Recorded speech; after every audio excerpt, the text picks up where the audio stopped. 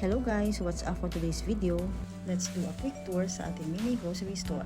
So yun na nga, halos natapos na natin ang ating renovation. In almost 2 months time, finally, maliwanag na ang ambience. Makikita na natin ang kaibahan sa dating aura ng ating store. So ito nga pala ang labas, ang bungad ng ating tindahan.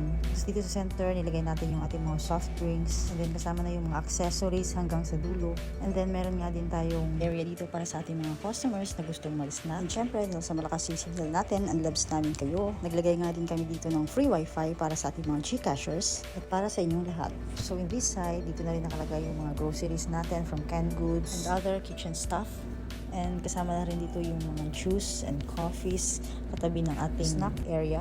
And then dito sa dulo, dito na rin yung area ng ating mga junk foods. And dahil nga kulang tayo sa space, hindi na tayo pwede magdagdag ng mga wrap. Yung ibang mga chocolates and biscuits natin, nilagay na rin natin sa taas. So medyo carry lang naman at tagawan din natin ng paraan. So dito naman sa bandang dulo, dito natin nilagay yung mga malalaking pouch and boxes of milk. Kasama na rin yung mga diapers natin for kids.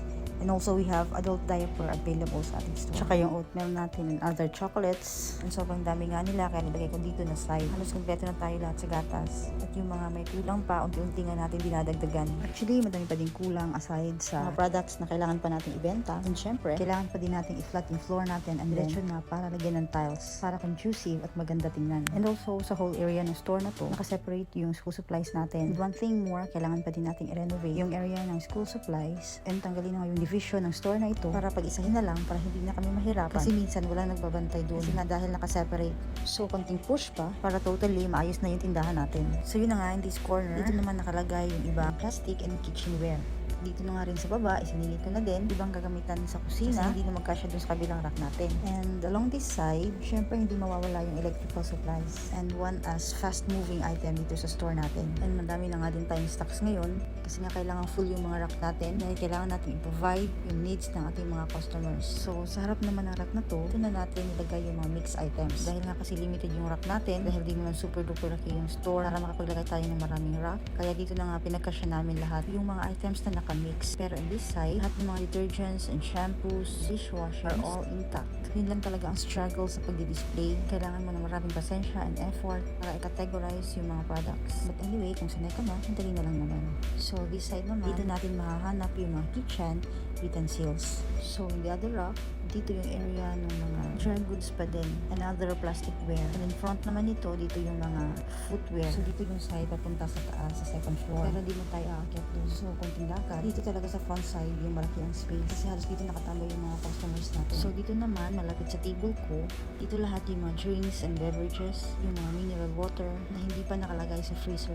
And this area also, kailangan naka-close kasi dito, ang cashier and Gcash corner. So lahat na nagpapa-Gcash, Gcash and ATM, dito yung transaction. Siyempre, as usual, free wifi na din tayo para di na mahirapan yung mga customers natin na walang access at walang signal. So in this corner, nakalagay yung ating mga beauty products and mga toys and mineral water na malalaki para mas madaling makita ng mga kabataan and yung accessories also. This is the best place talaga na pinupunta ng mga kabataan. Lahat na hinahanap nila andito na sa area na to, from toys to accessories. So madali na lang talagang hanapin kasi lahat na nakaka-categorize na. And dito naman sa other side, dito naman nakikita yung mga personal care. And sa dulo, yung mga socks. Medyo hindi naman siya crowded, hindi katulad ng saksagan ng renovation natin. Grabing effort namin dito pero worth it naman. So dito din yung mga beauty products natin, yung mga party banners, ice cream na pinipilahan ng lahat dahil sa mura at dahil malapit lang tayo sa eskwelahan, and pizza na all-time favorite kahit anong season. And we also have here the frozen products na fast-moving din, together with the medicine kasi araw-araw kailangan ng mga tao.